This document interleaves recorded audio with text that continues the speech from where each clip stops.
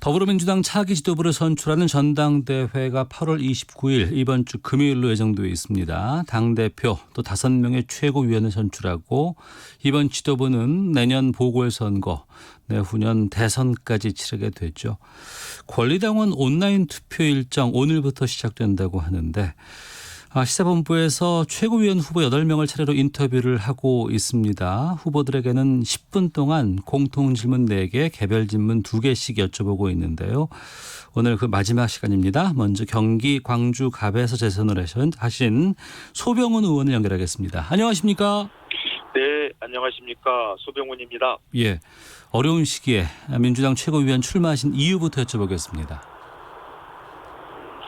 네, 아무래도 제가 지난 20대 국회 4년 동안 당에서 여러 당직을 경험했습니다. 그래서 그 과정에서 당정청 관계도 여러 차례 조율을 했고, 그다음에 후반부에는 21대 총선에서 우리 민주당 선대위의 조직본부장으로 180석의 의석을 그들로부터 허락받는 일에 저도 한 역할을 했다. 이게 한 가지고요. 네. 또 한 가지는 저희 당에는 그 과거 민주주의 아인 김근태 선배와 함께하는 의원들 모임이 있습니다. 예. 그 민평련이라는 모임인데요. 그분들의 출마 권유도 받았고, 그래서 제가 나서게 됐습니다. 네. 다른 후보들보다 이것만큼은 내가 강점이 있다라는 걸 꼽자면은요. 아무래도 일단 지난 20대 경험, 뭐냐면 당정청 관계. 네. 그 부분에 제가 조금 더 현장을, 우리 지금 당의 현실을 더 잘 알고 있고 현재를 알고 있습니다. 그리고 그다음에 이제 아무래도 다음 대선 지방선거를 앞두고 네. 그 당의 253개 지구당을 관리했던 그런 경험이 저는 다음 대선 그리고 다음 보궐선거에서 큰 도움이 되리라고 믿습니다. 그게 아마 좀 다른 차이가 아닐까 싶습니다. 예. 176석의 슈퍼 여당입니다. 그 민주당의 네. 전당대회가 하지만 관심이 그렇게 썩 높지 않은 것이 사실인데 그 이유는 뭐라고 보세요? 관심이 높지 않다기보다는요. 예. 우리 사회가 코로나에 이은 수혜 때문에 아무런 것도 지금 돌아볼 겨를이 없습니다. 네. 그래서 우리 당도 스스로 모든 그 당의 행사를 축소 혹은 취소하면서 지금 전당대회를 맡고 있습니다. 최근에 우리 당이 이렇게 조금 뭐랄까요, 지지율이 좀 출렁이고 있다 이런 말씀들을 많이 하시는데요. 예. 그건 우리 당이 야당이었을 때는 지지율에 좀 민감할 수 있어도 집권당으로서는 지지율에 민감하게 작용했다가는 나라 정책을 제대로 시행하기가 어렵습니다.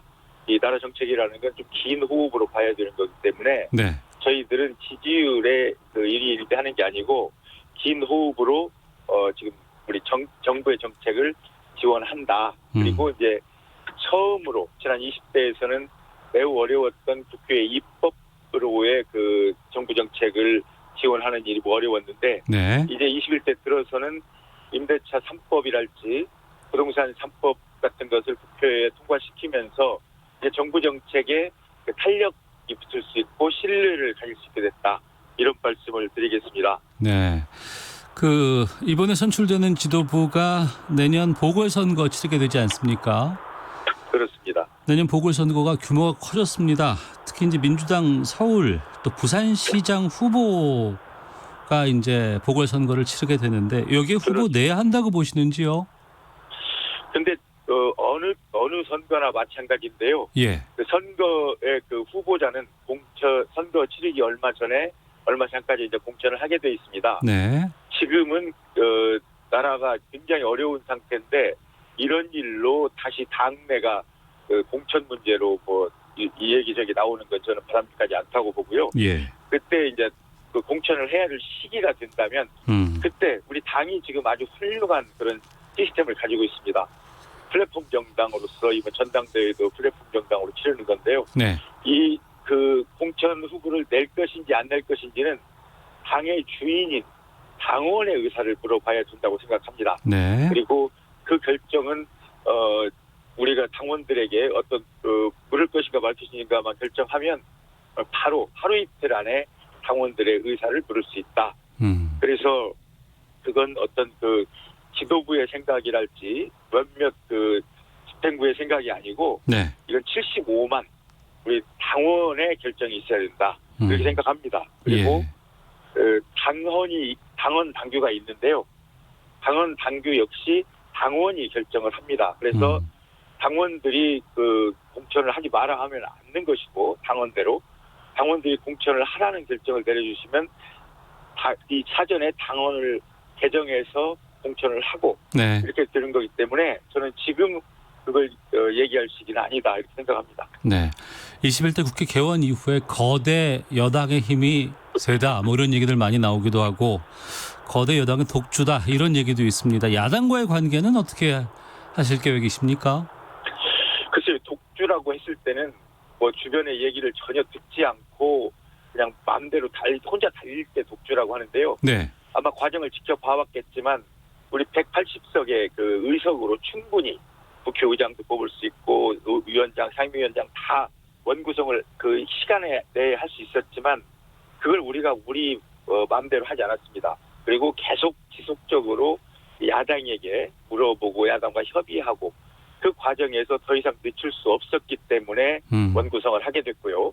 그리고 상임위 원장 그 배분도 과거의 방식대로 얘기를 했지만 네. 법사위를 고집하는 바람에 그것도 무산돼서 더 이상 늦출 수 없어서 국회를 시작했고요.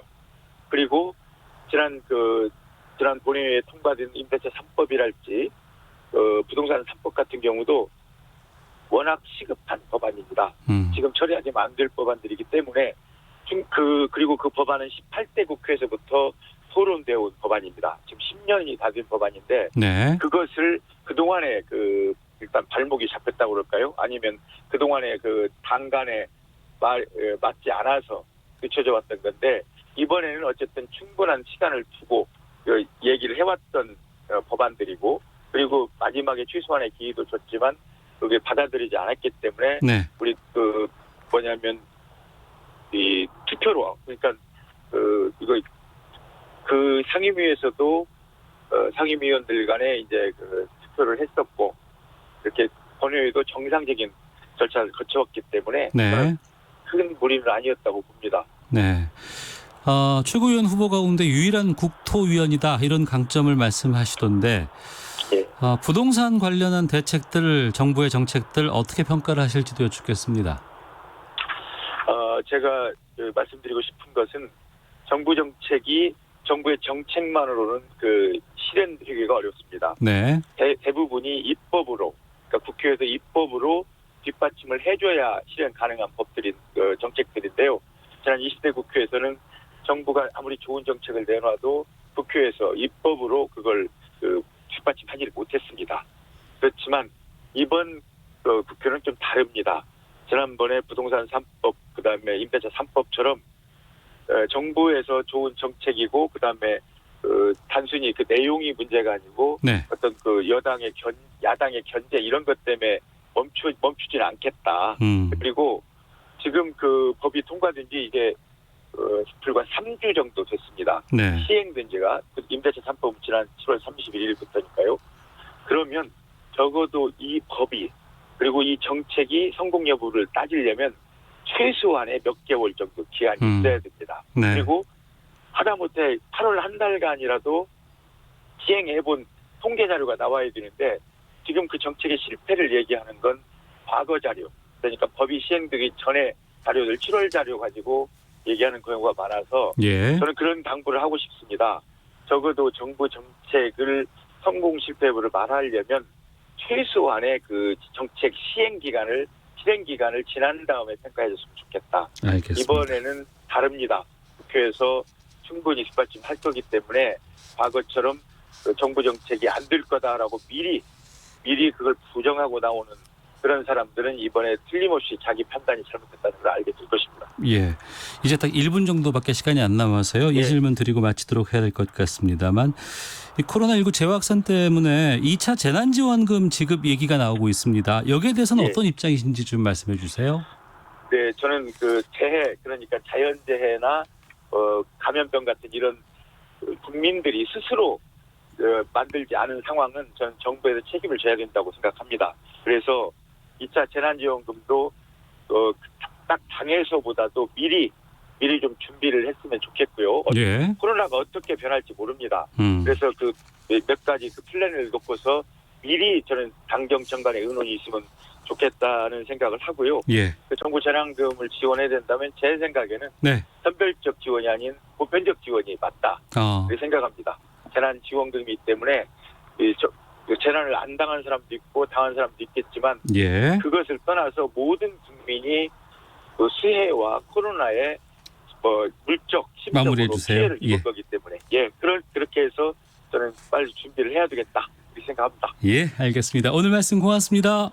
네, 고맙습니다. 네, 지금까지 더불어민주당의 소병훈 최고위원 후보 연결해서 말씀 들었습니다. 자, 8명 가운데 오늘 마지막 순서로 만나게 됐습니다. 서울 마포 갑에서 4선 지내신 노웅래 의원을 연결하겠습니다. 안녕하십니까? 예, 노웅래 의원입니다. 안녕하세요. 예, 후보 가운데 최다선인 4선 의원이세요. 예. 최고위원 출마하신 이유부터 여쭤보겠습니다. 일단은 지금 우리가 지금 이제 당의 민심도 조금 이제 거리가 생기고 지도도 좀 떨어졌지 않지 않습니까? 네. 이제 이러면서 이제 당도 마찬가지로 어려워지고 이렇게 이제 당 어려워졌을 때 몸을 추스릴 거냐 아니면은 누군가는 몸만 추스리면은 당이 지속 가능하게 갈 수 있는 건 아니지 않습니까? 그렇다면 누군가는 이 당을 추스리고 그리고 바로 세우려고 하는 사람이 필요한데 그렇다고 그런다면 제가 선수가 제일 위라고 그런다면 당연히 어려울 때 어려울 때 앞장서서 나서야 된다 하는 측면에서 전 이번에 출마를 결심했고요. 예. 그래서 저는 이게 당이 어려울 때 이렇게 나서서 그래서 우리 슬로건으로 해서 팜플렛에 당의 간판이 아니고 가판이 되겠다 이렇게 썼습니다. 간판이야 자기 인기 없고 폼 잡을 수 있을지 모르지만 네네. 간판이야 비바람 몰아치고 파도와 또 정면으로 마주 싸워서 당을 이겨내야 되는 이런 역할이 필요하기 때문에 네. 저는 당의 간판이 아니라 가판이 되겠다. 그래서 당의 방패막이가 되겠다. 총알바지가 되겠다. 이런 심정으로 해서 저는 이번에 출마를 결심하고요. 일각에서는 괜히 또 선수가 돼서 나왔다가 또 망신당하는 거 아니냐, 창피당하는 거 아니냐 이러지만 예. 그런 걸 두려워한다고 그런다면 당은 누가 그러면 구하고 누가 또 추스리겠습니까? 그런 면에서 저는 출마했습니다. 여러 가지 이유가 있겠습니다만 이번 전당대회가 많이 좀 국민들로부터 주목받지 못하고 있다 이런 지적들 나오고 있습니다. 그 이유를 좀 여쭤볼게요. 일단은 지금 상황 자체가 국민들이나 우리 당원들이 지금 우리나라의 지금 당면 과제는 뭐니 해도 코로나 위기 극복 아닙니까? 네. 그리고 경제 회복이고요. 첫 번째 당면 과제고 두 번째도 세 번째 당면 과제를 얘기하려도 그럴 겁니다. 그렇기 때문에 당연히 전당대회에 대한 관심, 흥행이 되기가 지금 어려운 상황이 됐다고 할 수밖에 없는 거고요. 예. 지금 국가 비상 상황 아닙니까? 그래서 이런 상황에서 치러지는 전당대회이기 때문에 네. 관심이나 흥행은 적지만 그렇지만 이 전당대회 이번 지도부는 굉장히 중요한 지도부죠. 그러니까 우리가 일단은 내년 후년에 우리 대통령 선거를 치러야 되고 지방선거를 치러야 돼서 그리고 자칫 또 내년에 있을 또 서울시장 선거나 부산시장 선거도 또 우리가 또 치러야 될 수 있기 때문에 예. 굉장히 우리 민주당으로서는 또 대한민국의 운명으로 봐서도 굉장히 중요한 지도부다라고 생각하고요. 그런 의미에서 우리 지금 유력한 대권 후보들도 그래서 대표로 몇 개월이니 이렇게 논란이 있긴 하지만 네. 그래도 일단은 불 끄는 게 우선이다. 그러니까 코로나 위기를 잡는 게 우선이다라고 했기 때문에 유력 대권 후보들도 다 대표로 나온 거 아니겠습니까? 그래서 저 역시도 선수가 좀 제일 사선으로 제일 위지만 네. 그래도 당이 어려울 때는 그것 때문에 어려울 때는 선수 되는 사람들이 앞장서서 희생하고 양보하고 이 역할을 해야 된다 하는 생각이라고 생각합니다. 네. 노 의원께서 평소에 야당과의 협치 많이 강조하셨다고 들었습니다. 현재 예. 민주당의 전국 운영 방식은 어떻게 보시는지도 좀 여쭤볼게요. 협치가 이거는 국회라는 것 자체가 한 당만으로는 될 수가 없는 거 아닙니까? 네. 기본적으로 이제 우리 공수처법 같은 거가 대표적으로 그러잖아요. 우리가 176석의 의석을 준 우리 민심으로 따지면은 당연히 우리 일하라고 이제 의석을 싼만 하지 말고 일하라고 준 거죠. 그리고 대안도 없이 무조건 반대하는 야당에 대해서는 그에 대해서는 거기에 끌려다니지 마라. 발목 잡히지 말고 일하라 하고 준 것이 전 176석의 의미라고 생각합니다. 네. 그래서 우리는 올해에는 적어도 우리 정권이 개혁 정권이라고 그런다면 지금 꼭 필요한 검찰개혁법 그리고 공정거래법, 상법 개정안 등등 아주 우리가 말하는 민생법 그리고 혁신성장법 그리고 미래먹거리법 그리고 행정규제혁신법 그리고 우리가 근본적으로 부동산 문제 같은 거를 근본적으로 해결할 수 있는 지방자치법 개정안. 그래서 이제는 우리가 이 부동산 문제가 근본적으로 해결하려면은 네. 결국에는 행정수도 옮겨야 되고요. 그리고 결국에는 국토균형 발전 그리고 자치분권이 이런 쪽을 더 구체적으로 이제 노력하지 않으면 우리가 말하는 모든 게 중앙으로 수도권으로 몰리고 쏠려서 숨막혀서 살 수가 없는 거 아닙니까? 네.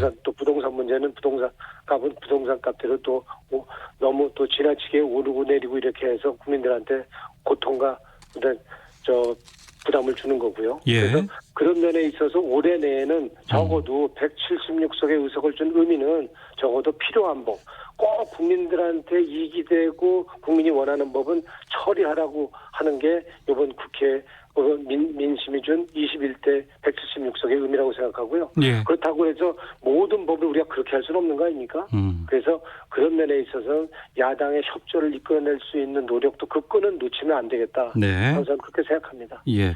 공통 질문이기 때문에 또 드려보겠습니다. 내년 보궐선거 서울과 부산시장 후보 내야 한다고 보시는지요? 네, 그거는 우리 이제 당원 당규도 있는 거고요. 우리 당원들의 뜻도 물어봐야 되고 또 여론 국민들의 뜻은 또 어떤 건지 이걸 좀 물어봐야 된다고 보고요. 지금은 그거는 국민의 뜻과 우리 당원들의 뜻을 종합적으로 판단해서 최종적으로 결정을 해야 된다고 봅니다. 예. 노웅래 의원 관련 보도를 보면 당내 비주류라는 수식어가 있다고 하는데 왜 이런 수식어가 생겼다고 보세요?